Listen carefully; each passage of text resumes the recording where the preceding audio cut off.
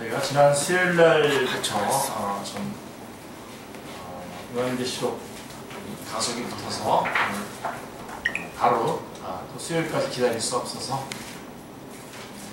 13장, 오늘 요한계시록 13장 말씀을 같이 보도록 하겠습니다. 요한계시록 13장입니다.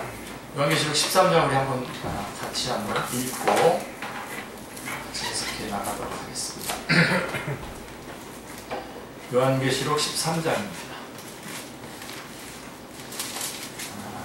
같이 읽겠습니다. 내가 보니 바다에서 한 짐승이 나오는데 뿔이 열이로 머리가 일곱이다. 그 뿔에는 열 왕관이 있고 그 머리들에는 신성 모독하는 이름들이 있더라. 내가 본 짐승은 표범과 비슷하고 그 발은 곰의 발 같고 그 입은 사자의 입 같은데 용이 자기의 능력과 보좌와 큰 권세를 그에게 주었더라. 그의 머리 하나가 상하여 죽게 된 것 같으니 그 죽게 되었던 상처가 나오니 온 땅이 요나비에 열려 짐승을 따르고 용이 짐승에게 권세를 주므로 용에게 경배하며 짐승에게 경배하여 이르되 누가 이 짐승과 같으냐 누가 이 이름과 더불어 싸우리라 하더라. 또 짐승이 가장되고 신성 모독을 말하는 입을 받고 또 42달 동안 일할 권세를 받으니라. 짐승이 입을 벌려 하나님을 향하여 비방하되 내 이름과 내 장막 곧 하늘에 사는 자들을 비방하라. 또 권세를 받아 성도들과 싸워 이기게 되고 각 족속과 백성과 방언과 나라를 다스리는 권세를 받으니 죽임을 당한 어린 양의 생명책에 창세의 이름으로 이름이 다시 기록되지 못하고 이 땅에 사는 자는 다 그 짐승에게 경배하리라. 누구든지 귀가 있거든 들을지어다. 사로잡힐 자는 사로잡혀갈 것이요 칼에 죽임을 당한 자는 마땅히 칼에 죽을 것이니 성도들의 인내와 믿음이 여기 있느니라. 내가 보매 또 다른 짐승이 땅에서 올라오니 어린 양같이 두 뿔이 있고 용처럼 말하더라. 그가 먼저 나온 짐승의 모든 권세를 그 앞에서 행하고 땅과 땅에 사는 자를 처음 짐승에게 경배하게 하니 곧 죽게 되었던 상처가 나은 자니라. 큰 이적을 행하되 심지어 사람들 앞에서 불이 하늘로부터 땅에 내려오게 하고 짐승 앞에서 아름다운 이적을 행함으로 땅에 거하는 자들을 미혹하며 땅에 거하는 자들에게 이르기를 칼에 상하였다가 살아난 짐승을 위하여 우상을 만들라 하더라. 그가 권세를 받아 그 짐승의 우상에게 생기를 주어 그 짐승의 우상으로 말하게 하고 또 짐승의 우상에게 경배하지 아니하는 자는 몇이든지 다 죽이게 하더라. 그가 모든 자고 작은 자나 큰 자나 부자나 가난한 자나 자유인이나 동족에게 그 오른손에나 이마에 표를 받게 하고 누구든지 이 표를 가진 자 외에는 매매를 못하게 하니 이 표는 곧 짐승의 이름이나 그 이름을 쓰라. 지혜가 여기 있으니 중요한 자는 그 짐승의 수를 세어보라. 그 사람의 순이 그의 수는 660이니라. 아멘. 요한계시록 전체적으로는 구속사적인 관점에서 해석을 해나갔을 때 20번째 해당되는 부분인데요. 제목은 적그리스도와 거짓 선지자라고 이렇게 볼 수가 있고 13장 1절부터 18절 안에 이제 8절이 요절입니다. 자, 이 13장에서는 우리가 지난번에 12장을 같이 살펴보았기 때문에 여러분들 연결을 하셔야 되는데요. 차현석 집사님 같은 경우는 지방이 있어서 이제 연결이 좀 안 되겠지만, 자, 13장에는 바다에서 나오는 짐승과 또 땅에서 올라오는 짐승이 등장을 하게 됩니다. 그리고 12장에서는 여러분 아시죠? 용이나 같지 않습니까? 그죠? 12장에서는 용, 그 다음에 13장에서는 이제 바다에서 나오는 짐승, 그 다음에 땅에서 올라오는 짐승이 이제 같이 등장을 합니다. 예, 이 두 짐승은 12장에서 등장한 붉은 용의 하수인들입니다. 하나님의 대적자 사탄은 12장 5절에서 장차 철장으로 만국을 다스릴 남자라. 그 아이가 태어나면 삼키려 하였으나 이에 실패하자 아이를 낳은 여자를 입으로 물을 강같이 토하여 떠내려가게 하려고 하였으나 이것도 실패하게 됩니다. 그래서 하나님의 계명을 지키며 예수의 증거를 가진 자들과 더불어 싸우려고 바다 모래 위에 서 있더라. 12장 17절에 이제 마지막이죠. 그 마지막 12장 마지막 부분에 그렇게 끝맺고 있음을 보게 됩니다. 그런데 13장에서는 이제 바다에서 한 짐승이 나오고, 그 다음에 11절에 보면은 또 다른 짐승이 땅에서 올라오고 라고 말씀하고 있습니다. 자, 그렇다면 성도들을 패배시키기 위하여 이들은 어떤 작전을 구상하고 있는 것입니까? 자, 사탄은 적그리스도. 사탄은 적그리스도와, 적그리스도는 이제 바다에서 올라온 짐승을 적그리스도라고 합니다. 그리고 땅에서 올라온 짐승을 이제 거짓 선지자라고 하는데요. 그래서 이 사탄은 적그리스도와 거짓 선지자를 동원을 해서 성도들을 패배시키려고 하는 것입니다. 그리고 요한계시록은 이 내용을 12장, 13장에 걸쳐서 우리에게 증언해 줌으로써 우리가 이 땅에서의 싸움 속에서 승리할 수 있도록 이런 사탄의 전략과 방법을 먼저 알려주시는 거죠. 그래서 8절에 보면 죽임을 당한 어린 양의 생명책에 창세 이후로 이름이 기록되지 못하고 이 땅에 사는 자들은 다 그 짐승에게 경배하리라 라고 이렇게 말씀하고 있습니다.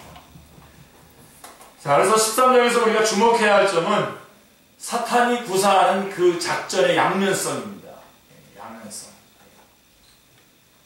자, 두 가지. 첫째는 뭘까요? 권세를 가지고 위협을 하는 겁니다. 핍박하는 전술입니다. 이는 박해와 순교로 나타나게 됩니다. 이것이 적그리스도의 전술입니다. 그리고 두 번째로는 이제 거짓 선지자의 전술인데 고린도후서 11장 15절에 나와 있는 것처럼 자기를 의의 일꾼으로 가장해서 기사와 이적을 행하는 작전입니다. 이는 미혹으로 나타나게 되는데 이것이 바로 거짓 선지자의 전술이죠. 그래서 적그리스도의 전술은 박해를 하고 핍박을 하는 겁니다. 내부적인 거죠. 그리고 이 거짓 선지자의 전술은 미혹입니다. 미혹. 예. 그래서 어느 게 더 여러분 어려울 것 같습니까? 예, 오셨습니까? 예. 어느 게 더 어려울 것 같아요, 여러분? 예, 미혹이 정말 어렵습니다. 이렇게 박해를 가하잖아요. 그러면은 우리 공동체가요 단결을 합니다. 단결을 해서 오히려 장렬하게 싸움을 하고 거기서 순교자도 나오면서 다시 또 새 힘을 얻고 그러는 역사들이 일어나는데요. 이 미혹, 거짓 선지자의 이 전술, 이 미혹이 참 어려운 것 같아요. 자, 그러므로 이 13장의 중심점은 사탄의 전술을 미리 말해줌으로써, 굉장히 중요한 진술입니다. 사탄의 전술을 미리 말해줌으로써 우리로 하여금 이기는 자가 되게 하시려는데 13장의 중심점이 있는 것입니다.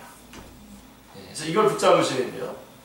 자, 10절을 보면 성도들의 인내와 믿음이 여기 있느니라 라고 말씀하고 있습니다. 자, 이제 이렇게 서론적으로 13장의 서론적인 부분들을 보고 난 다음에 우리 이제 구체적으로 들어가고 있습니다.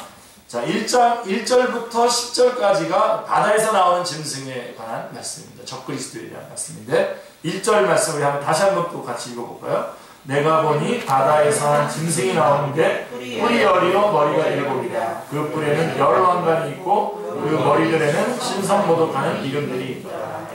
그래서 이 바다에서 나오는 짐승은 뿔이 여리고 머리가 일곱입니다.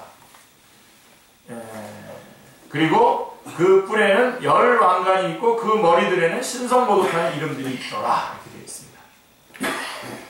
자, 짐승이 올라오는 바다와 땅, 바다에서 올라오고 또 땅에서 올라오는데 이 바다와 땅은 뭘 말하는 걸까요? 예, 세상을 말하는 겁니다. 그죠?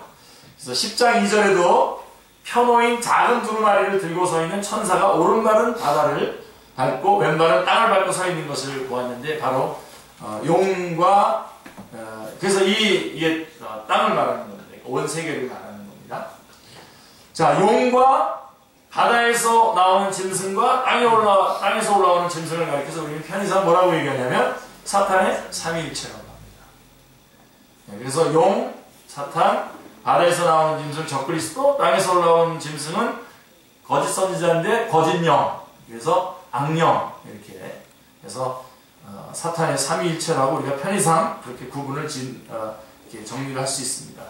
자, 그래서 이들은 이 사탄과 적그리스도와 거짓 선지자는 합동작전을 펴다가 16장 13절 14절에 보면 마지막에 가서는 이제 합동작전을 펴다가 마지막에 가서는 또 그들을 미혹하는 마귀가 불과 유황못에 던져지니 거기는 그 짐승, 바다에서 나온 짐승과 거짓 선지자, 땅에서 올라오는 짐승도 있어 세세토록 밤낮 괴로움을 받으리라 라고 말한 것처럼 함께 멸망하는 겁니다. 함께 작전을 펴다가 합동작전을 피고 함께 멸망당하는 내용입니다. 자, 바다에서 나오는 짐승은 뿔이 10이요 머리가 7이라고 말하고 있습니다. 이 괴상한 모습은 붉은 용을 그대로 닮은 모습임을 주목해야 합니다. 그래서 물론 이 짐승, 이는 짐승이 아니라 어떤 우리가 이렇게 정말 사자, 곰 이렇게 하는 그런 짐승이 아니라 예수 그리스도를 대적하는 어떤 정치 체제, 즉 어떤 네로와 같은 어떤 권력을 권력이죠. 뿔을 잡은 자를 가리키는 것이죠. 근데 거기 뭐라고 되어 있냐면 1절에 보면 그 머리들에는 신성모독하는 이름들이 있더라. 지난번 성경에는 참남된 이름들이 있더라 이렇게 되어 있는데, 자, 신성모독한다는 말은 자신을 신격화해서 숭배하게 했다는 그런 뜻입니다. 이는 하나님 앞에서 참남된 일이었던 것입니다. 블레스파미라고 참남된. 자, 이 권력자가 사탄을 닮을 수밖에 없는 것은 용이 자기의 능력과 보좌와 큰 권세를 그에게 주었기 때문입니다. 같은 맥락이고요. 그러니까 용, 적그리스도, 그 다음에 거짓 선지자로 이렇게 쭉 체계가 내려가고 있는 것을 보입니다. 자, 그래서 1절부터 10절에는 권세라는 말이 5번이나 나옵니다. 2절, 4절, 5절, 7절에 2번.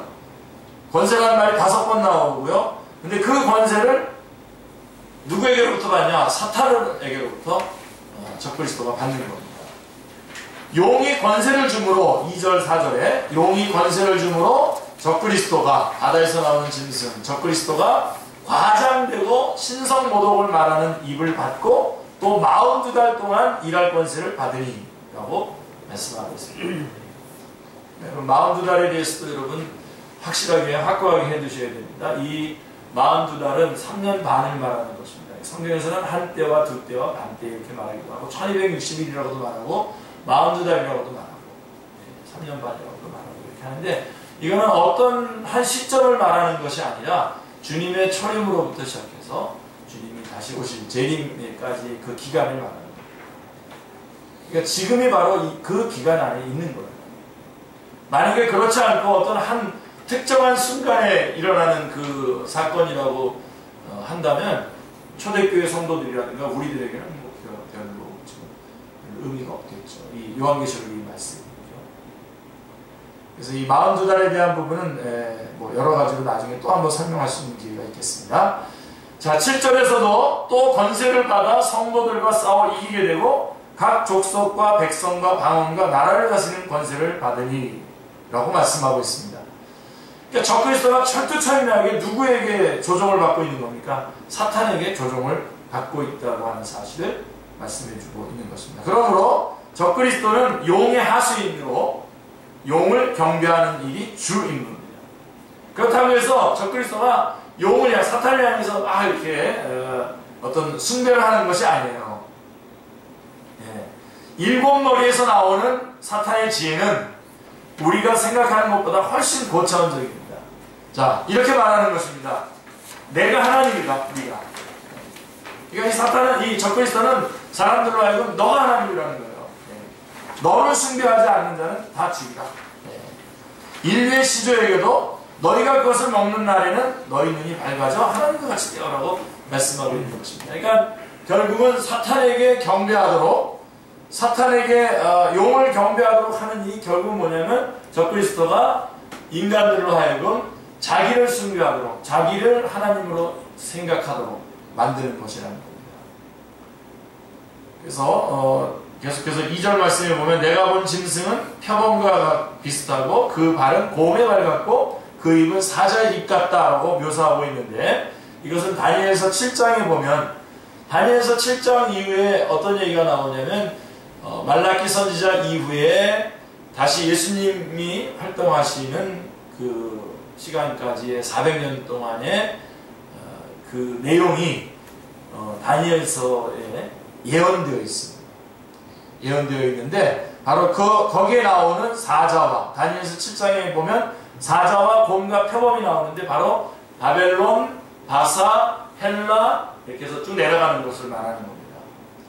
그리고선 헬라 다음에 로마 이렇게 쭉 내려가죠. 자, 그런데 바다에서 나오는 짐승이 이들을 닮았다는 것은 이 사자와 곰과 표범, 바벨론과 바사와 헬라를 상징하는 말인데 이들을 닮았다라고 하는 것은 뭘 말하는 거냐면 적그리스도가 바벨론, 바사, 헬라의 힘을 합친 것과 같은 그런 막강한 권세를 가지고 교회를 박해하게 될 것이다 라고 하는 것을 나타내는 것입니다. 강력한 힘, 강력한 그 세력을 가지고 교회를 핍박한다는 것입니다.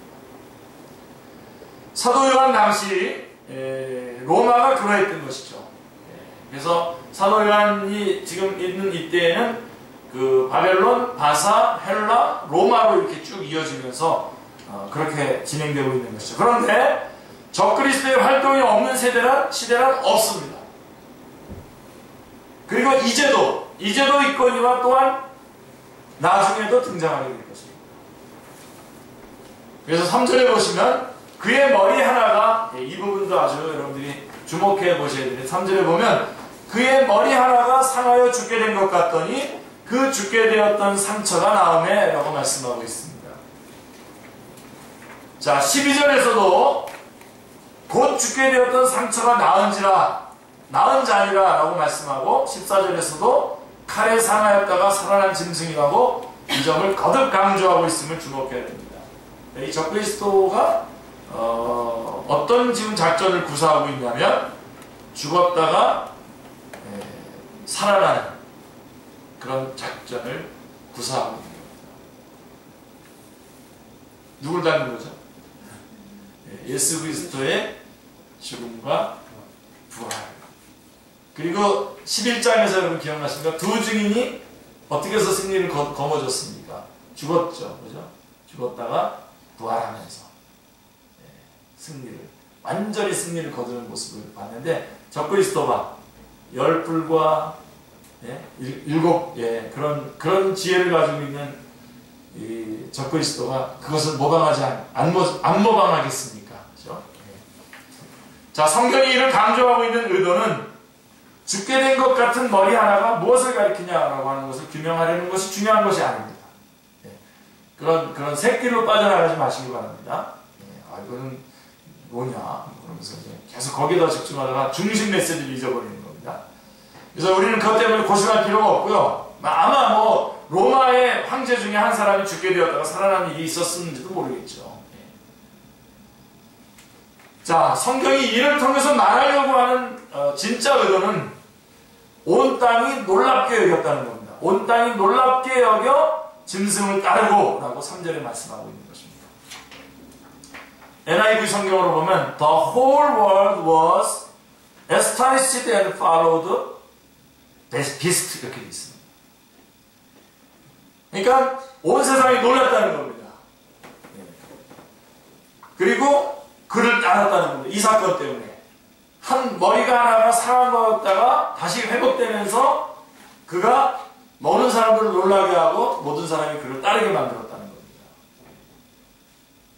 그러므로 3절은 8절과 대조되는 말씀으로 볼 수 있는데 죽임을 당했다가 다시 사신 어린 양을 따르며 경배하는 자들과 머리 하나가 상하여 죽게 된 것 같다가 나은 자를 따르면서 경배하게 될 자들로 구별이 되는 두 부리로 갈라지게 되는 것을 보여주고 있는 것입니다.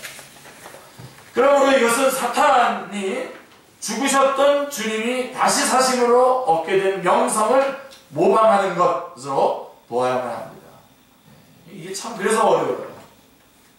여러분 우리 얼마입니까? 우리 지금 한국의 그리스도인이 몇 명이라고 요즘 추산하고 있습니까? 뭐 많이 줄어들었죠, 그죠? 그래가지고 뭐 800만이라고도 하고 700만이라고도 하고 그러는데, 하여간 어쨌든 200만 그 그 숫자 안에 200만 이상이 이단에 속해 있는 사람이라는 겁니다. 그렇게 많이 지금. 그래서 카운팅은 기독교로, 개신교로 카운팅이 되는데 이단에 속해 있는 사람이 200만이에요. 많은 사람들이 그 적그리스도의 그 모방하는 그 모습에 넘어가는 거죠. 이단이라는 게 뭐예요? 이단. 끝이 다르다는 거지 않습니까? 그래서 그럴듯하게 모방을 하고서는 마지막에 영광을 사탄에게로 돌리는 거죠. 자, 11장에서도요, 11장 11절에서도 두 증인들이 나오는데요. 그러니까 11장 두 증인, 12장 사단, 그 다음에 13장은 적그리스도와 거짓 선지 이렇게 보시면 되는데, 11장에 두 증인들이 죽었다가 살아남에 부경하는 자들이 크게 두려워하더라 라고, 그래서 11장 13절에 영광을 하늘의 하나님께 돌리더라 라고 말씀하고 있지 않습니까? 이것을 모방의 명수인 사탄이 보고만 있겠습니까? 그렇죠? 바로의 술객들처럼 이를 모방해서 하나님께 돌려주는 영광을 가로채는 일곱 머리에서 나오는 사탄의 강교함을 보여주기 위해서인 것입니다. 아니나 다를까? 어떻게 됐습니까? 온 땅이 놀랍게 여겨 짐승을 따르고 용에게 경배하며 누가 이 짐승, 죽은 것 같다가 살아나는 것, 누가 이 짐승과 같으냐? 누가 능히 이와 더불어 싸우리요? 하고 도전적인 말을 하고 있는 것을 보게 됩니다. 자, 이게 이런 뜻이에요, 여러분. 하나님께서 예수 그리스도에게 권세를 주시고 죽은 자 가운데서 다시 살리신 것으로 모든 사람에게 믿을 만한 증거를 주셨음이라 함과 같이 사탄도 이것을 모방해서 사람들을 확신 있게 미혹하려고 한다는 것입니다. 그러니까 여러분, 놀라운 일이 있다고 해서 모든 게 다 하나님으로부터 온 것이 아니라는 것을 여러분 기억하셔야 됩니다. 그러니까 여러분, 그냥 흥분하지 마세요. 특별히 놀라운 일, 뭐 여러분 안에 무슨 빅뉴스가 있을 때는 여러분 정말 차분해지셔야 됩니다. 빅뉴스라고 해가지고 막 떠들고 그럴 때 여러분들이 헷갈아 약간 흥분하면서 그것을 쳐다보게 되면 비슷한 것들이 보이거든요. 성경에 나와 있는 것과 비슷한 것들이 보이니까 일단 같다고 생각하고 확 넘어가죠. 재밌어요. 요즘에 여러분 제 페이스북에 그 친구 또 그 뭔가 트위터에 그 팔로워들 이런 것들 점검해 보면요 나옵니다. 신천지 다 나와요. 근데 사람들 못 구분해요. 그 사람의 페이스북에 딱 들어가 보면은 하나님, 예수님 뭐 그런 얘기들 나오고 막 그런 그림들도 나오고 그러니까 친구 그냥 딱 같이 맺어버린단 말이에요. 근데 가만히 들여다보면 달라요, 얘기가. 하여간 일단 제일 힘든, 제일 피곤한 게 뭐냐면 구원파는 말 그럴듯하게 하다가 막 맺는 것 같이 하다가 또 그런 거 해서 넘어가가지고 이 사람은 글을 써서 이게 이단인지 아닌지 보려고 쭉 글을 보면 막 피곤해요. 그럼 구원파예요.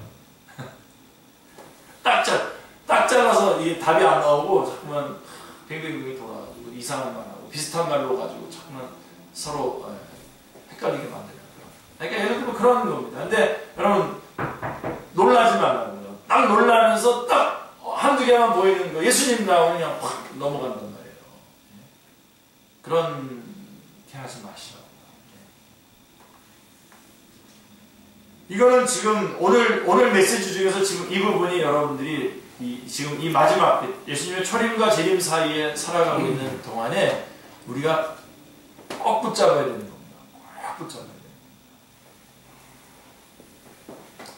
사탄의 간교함을 그래서 주님이 보여주는 거예요, 지금. 이들도 이렇게 흉내를 낸다는 겁니다. 그러니까 놀라운 일이라고 해서 놀라면 안 됩니다.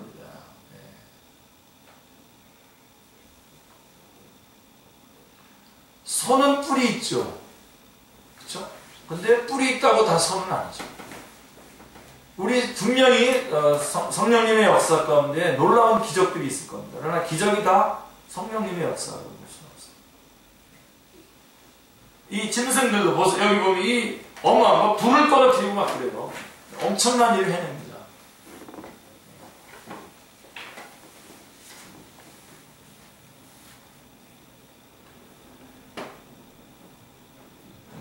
그래서 용은 하나님을 말하는 하나님과 같은, 그 다음에 바다에서 나오는 짐승은 예수 그리스도를, 그 다음에 땅에서 올라오는 짐승은 성령님을 모방하려는 그래서 사탄의 삼위일체라고 말하는 것인데요. 그래서 짐승이 기고만장해져 가지고 입을 벌려서 하나님을 향하여 비방하되 그의 이름과 그의 장막, 교회를 말하는 거죠. 그의 이름과 그의 장막, 곧 하늘에 사는 자들을 비방하더라 라고 말하고 있는 것입니다. 그래서 7절에 보면 어떻게 되죠? 또 권세를 받아서 성도들과 싸워서 어떻게 된다고요? 이기게 되고 라고 말씀합니다. 자, 여러분, 제가 여기서 물어볼게요. 여러분 좀 피곤해하는 사람들이 있고 그런데 대답하면서 확 가시시기 바랍니다. 자, 사탄이 지금 이겼다 그러잖아요. 7절에 적그리스도가 또 권세를 받아서 성도들과 싸워 이겼다 그랬는데, 여러분 적그리스도가 성도를 이길 수 있어요? 네? 없죠. 이길 수 없습니다. 그러니까 이게 무슨 얘기를 하는 거예요? 적그리스도가 성도들을 박해했다는 겁니다. 죽이고 박해했다는 뜻이지. 그래서 11장 7절에서도 짐승이 그들과 더불어 전쟁을 일으켜 그들을 이겼다라고 말씀하고 있거든요. 이것은 요한계시록의 사상을 이해하는 데 아주 중요한 요점을 제공해주는 대목입니다. 요한계시록은요, 분명히 유다지파의 사자 다윗의 뿌리가 이겼으니라고 5장 5절에 분명히 선포했습니다. 아멘. 네. 그렇게 말씀하고 있는데, 그런데 어떻게 사탄이 성도들과 싸워서 이기게 된단 말입니까? 안 되죠. 그죠? 이길 수 없습니다. 아멘. 이길 수 없습니다. 여기서 말하는 이김이라고 하는 것은 성도들을 핍박하고 몸을 죽이는 것을 의미할 뿐입니다. 그러므로 세상적인 관점에서 볼 때에 죽이는 것과 이기는 것, 죽이는 것은 이기는 것이죠. 세상적인 관점으로 볼 때.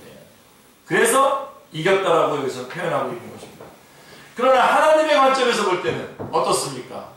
하나님의 관점에서 보면 도리어 죽기까지 자기들의 생명을 아끼지 아니하고, 죽기까지 자기의 생명을 아끼지 아니한 자들, 12장이 기억나세요? 12장 11절에 성도들의 승리의 비결 3가지. 자, 우리 경은 형제가 3가지. 보혈. 예. 예수 그리스도의 피. 또 하나. 복음. 예. 내가 복음을 전도하는 것. 전도하는 말로써 이겼다 그랬고, 또 하나가 바로 이겁니다. 자기의 생명을 아끼지 아니하고 죽게 헌신했다는 거 아닙니까? 그죠? 그게 요한계시록 12장이 나와요. 그러니까 10장 15절 이하부터 16장 1절 그 중간에 마지막 재앙의 그 중간에 삽입장의 핵심의 내용이 뭐냐면 바로 성도들의 승리의 비결이거든요. 그게 바로 예수 그리스도의 보혈. 그 다음에 그들이 증언하는 말, 전도. 그 다음에 또 하나가 바로 죽기까지 자기를. 그러니까 죽음으로써 자기를 헌신하는 거예요. 그게 승리의 비결이에요. 사탄은 이걸 모르는 거예요. 적그리스도는 죽이면 이겼다고 생각하지만 죽기까지 바르지 않게 요리조리 피해가지고 사탄을 피해서 안 죽는 것이 승리가 아니라 그리스도를 위해서 죽기까지 당당하게 죽어가면서 바른 길로 걸어가는 것. 그래서 죽는 것이 승리라는 거예요. 아멘입니까? 예. 여러분, 예수 믿는 게 이런 거예요. 오늘 세례받은 우리 회의자매, 예수 믿는 게 이런 건데 계속 가시겠습니까? 아멘? 예. 신중하게 말하는 거예요. 예. 정말 그렇게 살긴 살아야 되는데 만만치 않은 겁니다. 그래서 사실 전도할 때 여러분 이런 얘기도 해 주셔야 돼요. 예. 괜히 사탕 발림해가지고 그냥 예수 믿기만 하고 모으기만 하는 거가 아니라 이런 고난도 있는데 예수님 믿을 건가? 우선 해야 돼요. 네. 저는 제가 그렇게 도전을 받았어요. 처음에. 어렸을 때인데. 그럴 때 성령님이 역사하셔요. 성령님이 역사하셔서 그것을 받아들이게 하는 거예요. 여러분 이게 요한계시록의 전략이에요. 요한계시록이 말하려고 하는 중요한 내용입니다. 아주 핵심적인 내용이에요. 자, 주님은 이렇게 말씀했어요. 누가복음 12장 4절 5절에 보시면 내가 내 친구 너희에게 말하노니 몸을 죽이고 그 후에는 능히도 못하는 자들을 두려워하지 말라. 마땅히 두려워할 자를 내가 너희에게 보이리니 곧 죽인 후에 또한 지옥에 던져넣는 권세 있는 그를 두려워하라. 내가 참으로 너희에게 이르노니 그를 두려워하라. 우리 주님께서 분명하게 말씀하고 있습니다. 이게 요한계시록의 전략입니다. 그러므로 8절에 보시면 죽임을 당한 어린 양의 생명책에 창세 이후로 이름이 기록되지 못하고 이 땅에 사는 자들은 다 그 짐승에게 경배하리라 라고 말씀하고 있습니다. 너무 감사하잖아요. 여기 보면 어린 양의 생명책에 언제부터요? 창세 이후로. 예수님이 오신 다음부터, 예수님이 십자가 지신 다음부터가 아니라 창세 이후로 이름이 기록이라고 하는 이 말은 아주 의미심장한 묘사입니다. 이것은 신약의 성도들만이 아니라 구약시대의 성도들까지도 구원은 오직 죽임을 당하신 어린 양으로 말미암아서만 가능함을 나타내는 말씀이기 때문입니다. 자, 그렇다면 어린 양이신 예수 그리스도께서 아벨이 양의 첫 새끼를 제물로 드릴 때부터 죽임을 당하신 셈인 것입니다. 그렇죠? 사탄은 성도들을 핍박함으로써 이기는 줄 여기고 있었지만 성경은 사로잡힐 자는 사로잡혀갈 것이고, 이 말씀 너무 중요해요. 10절 말씀. 사로잡힐 자는 사로잡혀갈 것이고 칼에 죽을 자는 마땅히 칼에 죽을 것이니 성도들의 인내와 믿음이 여기 있느니라 라고 말씀하고 있는 것입니다. 여러분 요거를 분명하게 이게 여러분 기독교의 아주 핵심 내용입니다. 여러분. 기독교의 아주 본질입니다. 이게. 로마서 8장 35절로 37절을 보십시오. 누가 우리를 그리스도의 사랑에서 끊으리요? 환난이나 곤고나 박해나 기근이나 적신이나 위험이나 칼이라. 기록된 바 우리가 종일 죽을 위하여 죽임을 당게 되며 도살할 양같이 여김을 받았나니 함과 같으니라. 그러나 이 모든 일에 우리를 사랑하시는 이로 말미암아 우리가 넉넉히 이기느니라. 무슨 뜻입니까? 예, 바로 이러한 환난이나 곤고나 박해나 기근이나 적신이나 위험이나 칼, 내가 종일 죽음, 이런 것들이 우리에게 그대로 있다는 겁니다. 우리 성도들이. 그러나 그리스도로 말미암아 우리가 승리합니다. 그래서 여러분 스테반이 돌에 맞아 죽죠. 그런데 그게 끝이 아니에요. 그래서 스테반은 실패한 인생을 산 것이 아니라 그게 승리를 하는 겁니다. 궁극적인 하나님께 영광을 돌리고 예수 그리스도가 보좌에서 벌떡 일어나고 그 장면을 봤던 사도 바울이라고 하는 청년이 사도 바울이 되어서 주님의 일을 해내는 엄청난 역사들이 일으키는 그런 역사들이 진행되는 겁니다. 그게 승리입니다. 그게 승리죠. 그러니까 지금 오늘날 우리 한국교회뿐만 아니라 모든 교회들이 지금 추구하고 있는, 안 그런 교회들도 있습니다. 안 그런 교회들도 있는 것 같은데, 또 우리들 마음속에서도, 우리 축제교회 다니면서도 여전히 마음속에는 세상이 요구하는 어떤 번영과 이런 것들이 성공이고 승리고, 죽거나 어려워지거나 고난 가운데서 인내하거나 하는 이런 것들은 실패하고 망한 것처럼, 진 것처럼 여기는 그런 사상이 흘러가고 있는, 바로 요한계시록은 바로 이 13장 말씀을 통해서 뭘 얘기해 주려고 하냐면 그것이 잘못된 사상이에요. 분명한 그리스도인의 이 마지막 때 주님의 초림과 재림 사이 이 마음보다 이 사이에 살고 있는 우리들에게 있어 가장 중요한 철학, 가장 중요한 핵심적인 믿음의 방식은 뭐냐면 그분에게 승리의 원인이 있고, 우리는 이 땅에서 어떤 사람은 어떻게 된다, 어떤 사람은 칼에 죽을 사람은 칼에 죽을 것이고, 예, 사로잡힐 자는 사로잡힐 것이고, 그렇지만 그런 상태로 그들은 그렇게 되고 이들은 이렇게 되더라도 그것이 결국은 승리라는 것이죠. 뭐라고 그랬어요? 그게 성도들의 인내와 믿음이 여기 있다라고 말씀하고 있는 것입니다. 그때에 주님을 부인하고, 예? 세상의 것들을 좋아해가지고 주님을 부인하고 그것을 붙잡는 것, 그게 지는 거죠. 여러분 히브리서 11장을 한번 보십시오.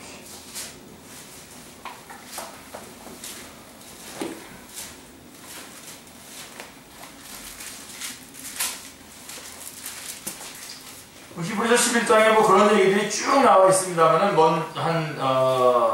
22절에 보면 23절부터 볼게요. 믿음으로 모세가 났을 때에 그 부모가 아름다운 아이임을 보고 석 달 동안 숨겨 왕의 명령을 무서워하지 아니하였으며 믿음으로 모세는 장성하여 바로의 공주의 아들이라 칭함받기를 거절하고 도리어 하나님의 백성과 함께 고난받기를 잠시 죄악의 낙을 누리는 것보다 더 좋아하고 그리스도를 위하여 받는 수모를 애굽의 모든 부하보다 더 큰 재물로 여겼으니 이는 상주심을 바라봅니다. 믿음으로 애굽을 떠나 왕의 노함을 무서워하지 아니하고 그 보이지 아니하는 자를 보는 것 같이 하여 참았으며 믿음으로 유월절과 피 뿌리는 일식을 정하였으니 이는 장자를 멸하는 자로 그들을 건드리지 않게 하려 한 것이며 믿음으로 그들은 홍해를 육지같이 건넜으나 애굽 사람들이 이것을 시험하다가 빠져 죽었으며 하서 쭉 나오다가 마지막에 가보면요 38절에 보면 이런 사람은 세상이 감당하지 못하느니라 그들이 광야와 산과 동굴과 토굴에 유리하였으니라 이 사람들은 다 믿음으로 말미암아 증거를 받았으나 약속된 것을 어떻게 했다고요? 받았어요? 받지 못하여. 그러니까 우리는 지금 이 땅에서 뭔가를 막 받아서 뭔가를 얻어서 확보해서 누려야 되는 거라고 생각하지만 하나님께서 그렇게 인도하시는 분들도 있어요. 그러나 그게 아니죠. 그래서 여러분 요한계시록을 쭉 보면 절대로 우리가 겪고 있는 환난과 어려움을 면해주겠다는 약속이 한 군데도 없습니다. 오히려 이겨라, 응원하시면서 죽도록 충성하라. 그러면서 천국의 영광을 보여줘요. 그게 기독교고 그게 마지막 시대를 살아가는 우리들이 가져야 될 세계관입니다. 그리고 우리가 아까 우리 찬양인도 할 때 우리 지금 현실이라고 했는데 바로 그게 우리 현실이고 그것을 싸워나가는 것이 믿음입니다. 그렇게 싸워나가는 것이 믿음인 거죠. 자, 그 다음에 이제 조금 빨리 하겠습니다. 11절부터 18절에는 이제 뭐가 나오죠? 땅에서 올라오는 짐승이 나오는데 11절을 보십시오. 내가 보면 또 다른 짐승이 땅에서 올라오니 어린 양같이 두 뿔이 있고 용처럼 나른하더라 이렇게 있습니다. 자, 이 땅에서 올라오는 짐승은 바다에서 올라오는 짐승과는 환희한 모습을 하고 있습니다. 어린 양 같다고 합니다. 어린 양. 아까 우리가 처음에 봤을 때의 짐승은 뿔이 어리요 머리가 7이라 이렇게 아주 어마어마한 모습이었는데 이 지금 땅에서 올라오는 짐승의 모습은 어린 양입니다. 어린 양. 지난번 성경에는 새끼 양이라고 되어 있었어요. 새끼 양. 원어는 똑같은데 이거를 번역하시는 분들이 벌써 이건 거짓 선지자니까 이거는 어린 양이라고 말하는 거, 새끼 양이라고 자꾸 썼다가 다시 개정하면서 원래대로 써놓고 그쵸? 해석을 해줘야지. 예, 그러니까 예측을 해가지고 새끼 양. 그냥 구분하려고 했는데 아니 어린 양입니다. 어린 양. 그 모습이 어린 양이라는 거예요. 자, 뭘 얘기하는 겁니까? 예, 양의 탈을 쓴 거짓 그리스도를 의미하는 겁니다. 이 점을 주님께서도 이렇게 얘기했어요. 마태복음 7장 15절 산상수 마지막 부분에 산상수 7장에 가보면은 마태복음 7장에 거짓 선지자들을 삼가라 양의 옷을 입고 너희에게 나오나 속에는 노략질하는 일이라 라고 말씀하고 있습니다. 이것이 거짓 선지자의 모습입니다. 그런데 말은 어떻게 하죠? 모습은 양인데 말은 용처럼 나른하더라 이렇게 돼 있어요. 모습은 양이에요. 근데 그 사상은 용이에요. 사탄을 닮았다는 것입니다. 사랑하는 성도님들, 참과 거짓을 분별하는 요점이 뭐냐? 외양이 아닙니다. 절대로 섞어 넘어가지 마십시오. 외양이 아니에요. 어디에 있어요? 참과 거짓의 분별은 말씀에 있습니다. 말씀에 있음을 명심해야 됩니다.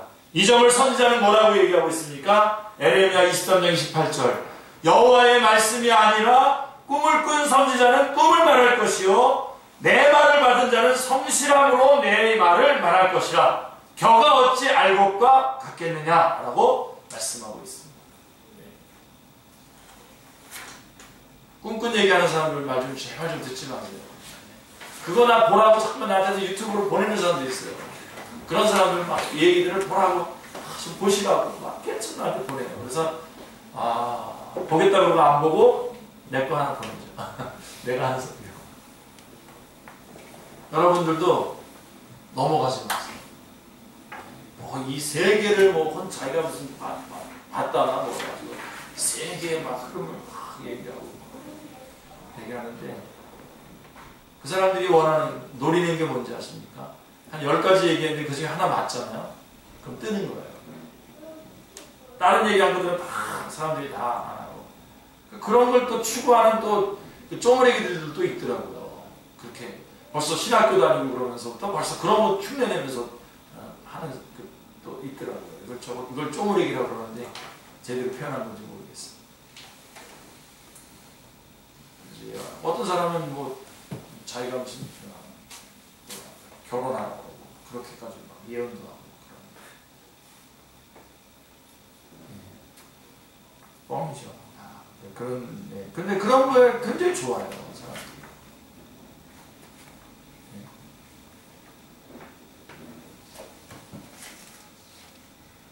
여러분, 이렇게 하나님의 말씀, 주님께서 우리의 구주이십니다. 이것을 말하는 이 시간이 얼마나 소중한데 그 얘기를 해야지. 자기 꿈꾼 얘기 혹은 자기가 경험한 얘기 이런 거 재밌죠. 재밌게 듣더라고 보니까.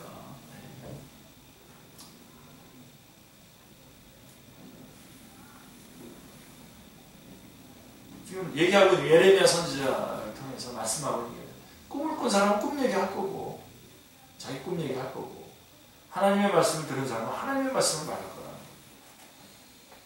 그 정도는 여러분 구분하셔야죠. 그죠?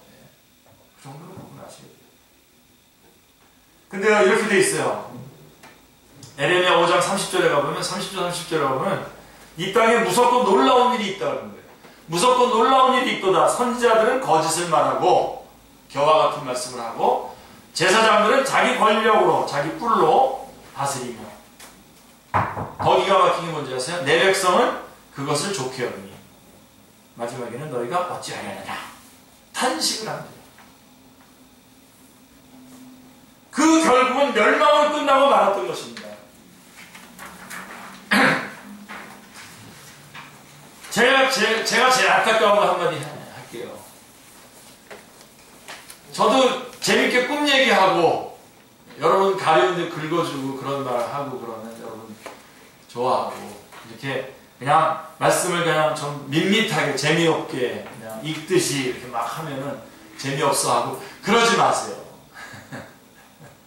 네? 아멘 해주세요. 네. 여러분들이 그래 정말 말씀을 듣는 정말 우리 축제교회 강단에서는 정말 하나님의 말씀이 증거되는구나 하는 그런 게 여러분들한테 확증이 있어요. 다른 것들은 막 퍼서 막 날르시는데 우리 교회에서 이렇게 선포된 말씀들은 우리 몇몇 분들이 아주 애를 써가지고 이렇게 지금 이걸 전달하려고 하는데 그 쉬운 공유 한번 딱 해주면 얼마나 좋습니까? 쫙 그래도 한두 명 친구들이 볼 텐데 그래서 여러분들이 혹시 실제로는 이런 설교를 좋아하지 않으면서도 이러고 있는 거 아닌가 하는 그런 결과를 보면서 제가 그러고 있는데 좀 뒤에 말은 좀 저의 말이지만 여러분 정말 하나님의 말씀이 증거되는 것을 기뻐하는 여러분들 되시기 바랍니다. 그게 진짜 생명이 있는 거죠. 잠시 즐거우면 뭐 하겠어요 여기서요. 와 그리고 막 지금도 어떤 분 굉장히 많은 모았는데 1년 전에 돌아가셨는데 아직도 그 비디오 보면서 이렇게 모이는 그런 모임도 있더라고요. 도대체 뭐 하는 거야? 그게 교회인가? 그런 생각이 들더라고요. 그래서 하도 이상해가지고 그 기자들이 가서 파헤쳤어요. 그 교회를. 파헤쳤더니 보니까 그냥 우리도 또 이게 다 나가기 때문에 구체적으로 말하기 쉽지 않습니다. 말하고는 쉽지는 않습니다. 저도. 근데 그러지 말자고요. 그냥 평생에 듣던 말씀 또 들려주시오.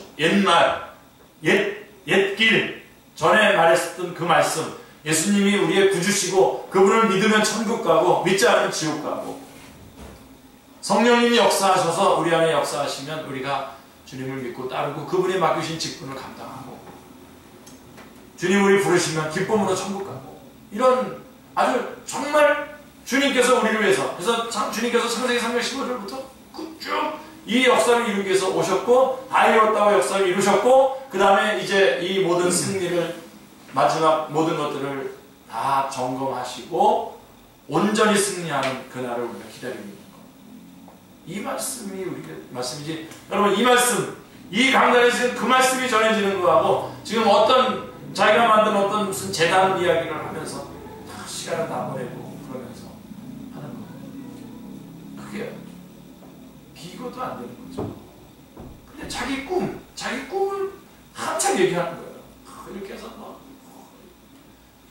근데 사람들 거기에 막 좋아요. 그게 지금 에레미야 5장 30절 31절의 탄식인데, 오늘 우리 안에서 또 이런 탄식이 일어나지 않기를 바랍니다. 자, 발람의 교훈을 받아들였던 버가목 교회나 자칭 선지자라고 하는 이세벨을 용납한 두 아들의 교회와 같이 영적 분별력이 결여된 오늘날의 교회에게는 이 요한계시록 13장의 말씀이 큰 경계가 된다고 하겠습니다. 그래서 여러분, 하나 또 좀 더 구체적으로 하나만 더 말씀드리면, 분위기 띄우는 데 가지 마세요. 분위기 띄우는 거. 아니, 그런 것 우리 안에서도 하지도 말고요. 무슨 효과음을 내준다든가 같이 뭐 분위기를 뭐 하는 어떤 것도 한다든가 그러지 말고 그냥 주님 앞에 바로 서서 하자고요. 사람들이 이렇게 그 무당들이 말이에요, 작두 위에 이렇게 하면서 사람들이 놀라는 순간에 이게 다 하고 싶은 그 역사를 다 일으키는 거 아닙니까? 그러지 말고요. 왜 그렇게 가요? 분명하잖아요. 주님께서 우리를 위해 돌아가셨고 그분이 우리를 지금도 요한계시록 말씀에서 이겨라 승리하라고 우리에게 힘을 주시고 이렇게 하고 있는데, 그냥 어떤 무슨 분위기를 만들어서 막, 그래서 자기가 막 거기서 막 난리를 치고 그래서 흡족해야 은혜 받았다 그러고, 마치 그 무슨 약 먹는 것처럼 그 기운이 떨어지면 또 가서 또 그 충전해야 되고, 그런 거에 익숙해가지고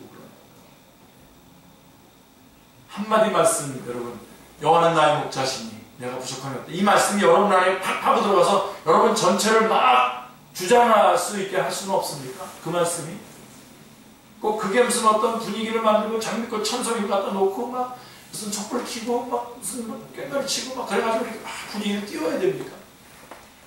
이 말씀이 아니면 연예인들 불러다가 이 어떤 협조를 구해야 되고, 유명한 운동선수가 간증을 해야 그래야 이 전달되는 복음이고 말씀입니까? 아니죠. 그냥 차분하게 예수님께서 우리 위해서 십자가에 달려가셨다라고 하는 이 말씀이 나를 팍 붙잡고 내 안에 일어났던 그 꿈틀꿈틀 올라오는 욕심과 이런 것들을 이 한마디의 말씀이 다 잠재우는 거예요. 어떻게 절망이 올라오고 그래서 우울할 수가 있겠어요? 이 주님의 말씀이 살아서 내 안에서 역사하는. 그리고 그 말씀이 역사하는데 어떻게 형제자매들을 보면서 미워할 수 있고 비난할 수 있겠습니까? 그 말씀이 막 분위기 막 무당 붙하듯이 분위기를 막 타고 가서 막 놀랍게 막 난리를 치고 나서 나와가지고는 서로 욕하고 비방하고 누구는 어쩌고 저쩌고 막 그러면서. 그게 도대체 뭔지 모르겠어요. 그게 기독교입니까 그게? 성령이 역사하시면 그럴 수가 있습니까? 그냥 가만히 아무 일도 안 하는 것처럼 보이지만 가만히 말씀 듣고 그 말씀에 확 사로잡혀서 입에서 진심으로 주님 앞에 기도하는 그 기도가 힘 있는 기도입니다. 역사를 일으킵니다. 구호로는 뭐 얼마든지 우리가 뭐 기도하고 뭐 일하고 뭐 누군 일하고 막 그러다가 구호는 막 외치고 나는데 구호 외치고 나서 정작 기도는 안 해요. 무릎을 딱 꿇고 기도 안 해요. 왜요? 말씀이 깊이 안 들어가기 때문에 기도로 이게 안 나오는 거예요. 기도의 자리가 얼마나 그랬어요? 순종의 자리. 순종을 위해서 기도가 필요한, 기도의 자리인데 그 자리가. 순종할 마음이 없는데 기도가 나올 리가 있겠어요? 쇼를 할 수는 있겠죠. 하지만 기도가 힘이 없죠. 여러분 냉정해지시기 바랍니다. 기독교는 그렇게 흥분시키는 종교가 아닙니다. 아멘. 냉정하게 말씀 한마디에 딱 붙잡고 꽉 붙잡고 그 말씀을 꽉 붙잡고 꽉 믿고 꽉 순종하고 그게 다예요. 요동치지 마세요. 왜 요동쳐요? 마치 자기가 일하는 것처럼. 이거는 제가 게으르라고 하는 말이 아니라요. 자기가 하는 것처럼 왜 요동을 칩니까?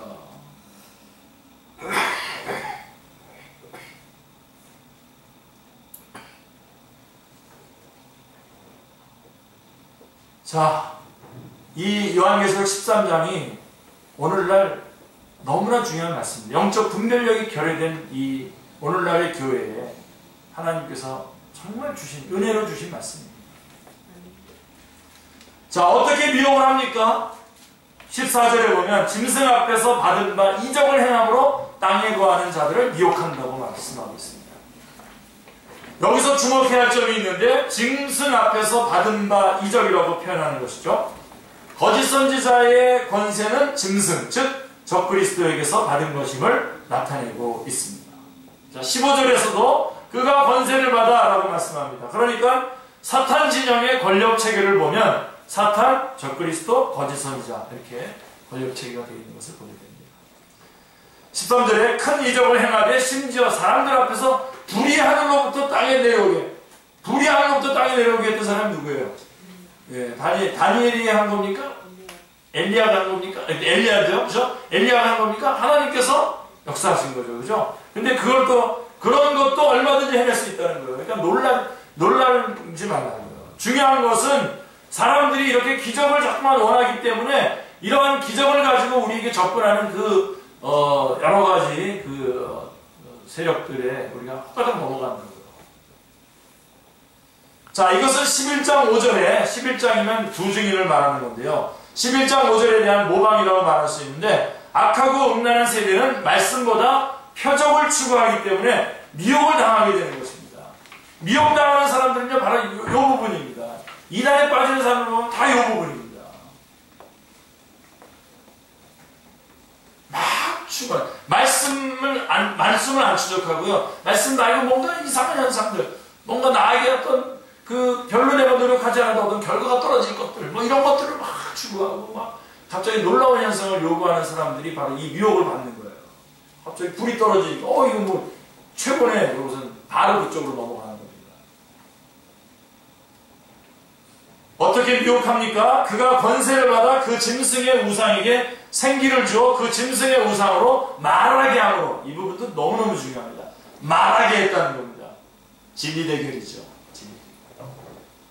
이것은 11장 11절 12절에서 생기가 그들 속에 들어가며 그들이 발로 일어서니라고 하는 것에 대한 모방이라고 할 것입니다. 나아가 생기를 준다는 말은 모방에 머무는 것이 아니라 16장 13절 14절에서 또 내가 보매 개구리 같은 새 더러운 영이 용의 입과 짐승의 입과 거짓 선지자의 입에서 나오니 그들은 귀신의 영이라. 무서운 영의 역사라는 점입니다. 이러한 더러운 영, 귀신의 영이 용과 짐승과 거짓 선지자의 어디서요? 입에서 나온다는 것을 주목하시기 바랍니다. 진리 대결입니다.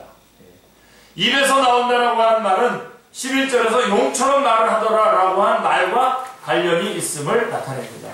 성령님이 말씀과 함께 역사하신 것 같이 귀신의 영도 그들의 말과 함께 영향력을 행사함을 말씀해주고 있는 것입니다. 이를 알았기에 사도 요한은 누구든지 이 교훈을 가지지 않고 너희에게 나아가거든 그를 집에 들이지도 말고 인사도 하지 말라고 했어요. 인사도 하지 말라고. 이런 사람들은 예의를 표할 필요도 없다는 겁니다. 그러면서 이 전염성이 강한 전염병자를 대하듯이 대하라는 겁니다. 그렇게 경고하고 있으며 사도 바울도 이단에 속한 사람을 한두 번 훈계한 후에 멀리하라 고 경계했던 것입니다. 대화 같은 거 좋아하시는 분들 조심하세요. 아무리 한 번 여러분들이 만나서 재밌게 같이 대화도 하고 내가 저 사람을 좀 약간 설득했다 싶으니까 그 다음에 또 만나고 싶어질 수도 있을 텐데요. 성경은 딱 끊으라는 16절에 뭐라고 되어 있습니까? 13장 16절 그가 모든 자 곧 작은 자나 큰 자나 부자나 가난한 자나 자유인이나 종들에게 그 오른손이나 이마에 표를 받게 하고 라고 말씀하고 있습니다. 자, 이것은 7장에 나오죠. 7장 3절에서 우리가 우리 하나님의 종들의 이마에 인치기까지 라고 하심에 대한 모방입니다. 하나님께서 이 재앙을 내리기 전에 하나님의 그 사람들에게 인을 치는 일이 있는데 그때까지 이게 보류가 되는 것을 모방하는 거죠. 표를 받게 하는 거예요. 하나님은 인침을 받지 아니한 사람들만 해야 하라고 얘기했는데 9장 4절에 사탄은 누구든지 이 표를 가진 자 외에는 매매를 못하게 한다는 것입니다. 매매를 못하면 죽는 겁니다. 끝나는 겁니다. 그러므로 그 짐승의 수를 세어보라. 그들은 사람의 수니 그의 수는 666이니라 되어 있어요. 600과 60과 6 이렇게 되어 있어요. 성경에. 자, 그래서 여러분 666 이것을 어떻게 뭐 좀 기이하게 해석하려고 하는 것을 조심하시기 바랍니다. 그것도 머리가 아니에요. 중요한 것은 이 6이라고 하는 숫자는 성경에서 불완전함을 나타내는 것입니다. 사탄이 아무리 모방하려고 하지만 하나님의 완전수인 7교회, 7금초 때 7별, 7영 등에 대해서 언제나 모자라는 수인 666에 머물 수밖에 없음을 나타내는 것입니다. 잘못된 해석에 근거하여 짐승의 표를 자신도 모르는 사이에 자, 오늘 마지막으로 제일 중요한 말이니까 여태까지 한 거 다 잊어버리지 보니까 이거 딱 붙잡으세요. 666 잘못된 해석에 근거해서 자, 어떤 사람이 이제 여러분에게 와가지고 너 그렇게 하다가 너도 모르는 사이에 666표 짐승의 표를 받을 수 있어. 이런 식으로 여러분에게 접근하는 사람이 있어요. 누군 이름 얘기하면 그 사람들이 또 동영상 보고 또 시비 걸까봐 제가 얘기 못하겠는데 자칭 자기를 이제 선지자라고 얘기하거나 뭐 사도라고 얘기하는 사람들이 그따구 짓을 합니다. 좀 하는데 자, 그러면 여러분 우리가 예수님 믿고 구원받았잖아요. 그럼 어떻게 된 거예요, 그럼? 갑자기 어느 날 짐승의 표를 내가 받고선 그 예수 믿고 구원받은 거는 그것 슬그머니 사라져버리는 거예요? 그쵸? 아니죠? 네? 이 부분에 여러분 얼굴 표정이 이렇게 안 기쁘단 말입니까? 네? 예수 믿으면서요, 이런 거 전혀 질문하고 이런 것 때문에 전전긍긍하고 무서워하고 두려워하는 사람들이 얼마나 많은지 몰라요. 분명히 말씀드릴게요. 잘못된 해석에 근거하여 짐승의 표를 자신도 모르는 사이에 받게 되어 구원을 상실하게 되지 않을까 이렇게 불안해하고 있는 사람들이 있다고 한다면 이것은 하나님의 인을 맞은 자, 어린 양의 피로 구속함을 받은 자, 어린 양의 생명책에 농명된 자라고 하는 진리를 무기력하게 만드는 거죠. 우린 이미 하나님의 생명책에 기록돼 있죠? 네. 근데 갑자기 슬그머니 우리도 모르는 사이에 666표를 받은 거 바코드 무슨 그 66 그거 잘못해가지고 모르고 666번 버스 타가지고 갑자기 없어진다든가 우리의 구원이 없어진다든가 6학년 6반 6번이 돼가지고 우리 아들이 6학년 6번이 돼가지고서 내 받은 구원이 생명체에 기록된 구원이 없어진단 말입니까? 네? 예를 들면 그런 아주 유치한 것으로부터 시작해서 아주 거창하게 무슨 과학을 들이대면서 막 이렇게 이런 것들을 얘기하지만요. 분명한 것은 우리가 예수님을 믿었고 예수님이 우리의 이름을 생명체에 기록했어요. 더 이상 우리의 구원엔 문제가 없는 겁니다. 그런데 은근히 이런 것들을 조장을 해가지고 여러분 사탄의 전략은 딱 두 가지예요. 하나는 예수 못 믿게 하는 거고 두 번째는 예수님을 믿었어도 항상 불안하게 살아가도록 하는 게 사탄의 전략입니다. 우리는 예수님 믿고 확신 가운데 곧 죽어도 나는 주님 앞에 설 것이고 나는 지금 이 땅에서 승리자로 승리할 것이다. 죽음을 불사 죽기까지 충성함으로 나는 승리할 것이다. 이렇게 나가야 되는 겁니다. 그런 것도 조정해. 이상한 일이 일어난 것처럼 호들갑 떠는 그런 사람들하고는 한번 뭐 아는 사이라서 한 번은 만나지만 그 다음부터는 만나지 마십시오. 거짓 선지자들이 이처럼 가장하고 모방하는 목적이 무엇입니까? 한마디로 미혹입니다. 미혹하기 위해서인 것입니다. 여러분 아직도 설득이 안 된 것 같아요. 얼굴 표정. 여러분 우리는 지금 최고의 인생을 사는 겁니다. 예수 믿고 그 안에서 살아가고 있잖아요. 지금 가장 합리성의 극치에서 살고 있는 겁니다. 정말 유치하지만 한 번 더 물어볼게요. 자, 이기남 목사를 믿고 살아가는 사람, 제가 뭐 물어보면 제일 마지막이 답인데, 자, 김정은 수령동지가 누구 믿고 살아가는 사람, 박근혜 대통령을 믿고 살아가는 사람, 하나님을 믿고 살아가는 사람, 어느 사람이 가장 합리적인 사람입니다. 하나님 믿고 살아가는 사람인데 실제로 살아가는 거는 그런 거 아닌 것 같아요. 그죠? 대통령 좀 땡이 있으면 괜찮아. 얼굴 펴고 사시고 하나님 땡은 별로. 그래 우리 지금 그런 우리가 어떤 일을 하든 어떤 역할을 하든 어떤 사명을 맡았든 여러분 이런 것들이 문제가 될 게 뭐가 있겠습니까?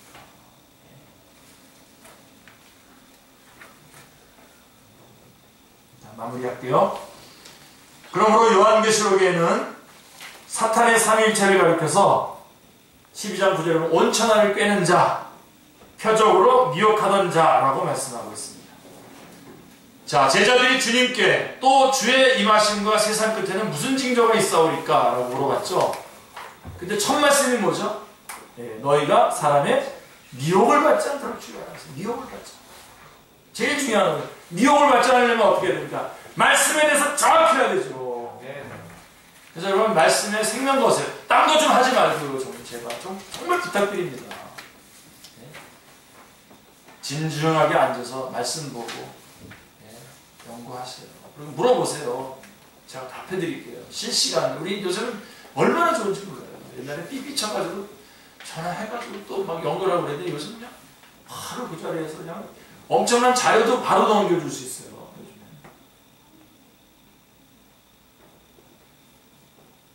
말씀 공부하셔야 돼요. 그렇지 않으면 미혹받습니다. 확신을 가지고 말씀에 집중하시기 바랍니다.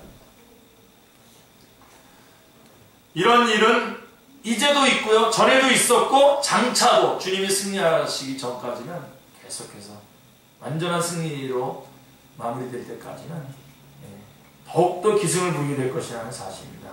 자, 바다에서 나오는 짐승은 적고 있었는데 외부적인 핍박과 땅에서 올라오는 짐승, 거짓 선지자, 내부적인 미혹 중 어느 짐승을 더욱 경계해야 된다고 생각하십니까? 당연히 둘 다 경각심을 가져야 됩니다. 그런데 박해는 외부로부터 가해져 교회를 연단케 해요. 오히려.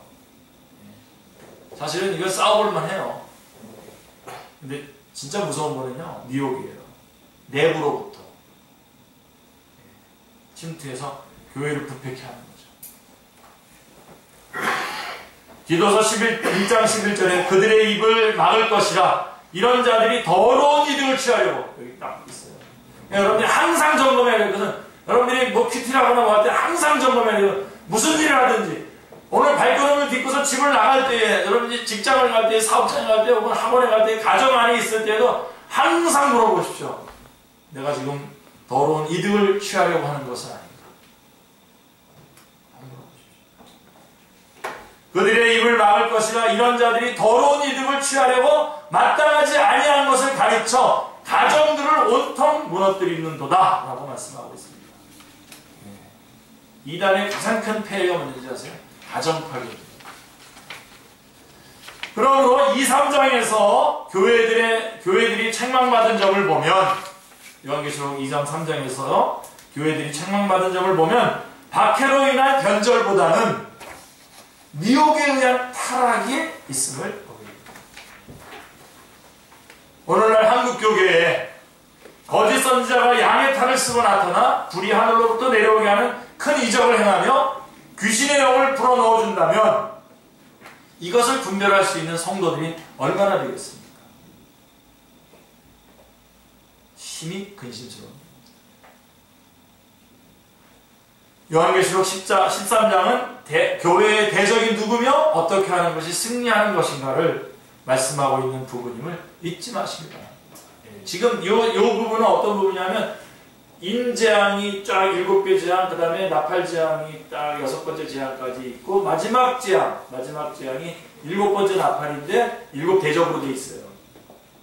그것이 선포하고 실행되기까지의 그 중간 지점입니다. 10장 15절 이후부터 15장 마지막 절까지 이 중간 부분에 지금 있는 내용입니다. 13장. 그러니까 마지막 심판이 있기 전에 주님께서 우리에게 가르쳐 주는 거예요. 적그리스도는 이렇게 할 것이고 거짓 선지자는 이렇게 할 것이니까 너희들은 이렇게 대처해서 이렇게 승리하라 라고 말씀해 주고 있는, 우리를 위로해 주고 우리에게 힘을 주는 것입니다. 박해와 미혹이 있을 거라고.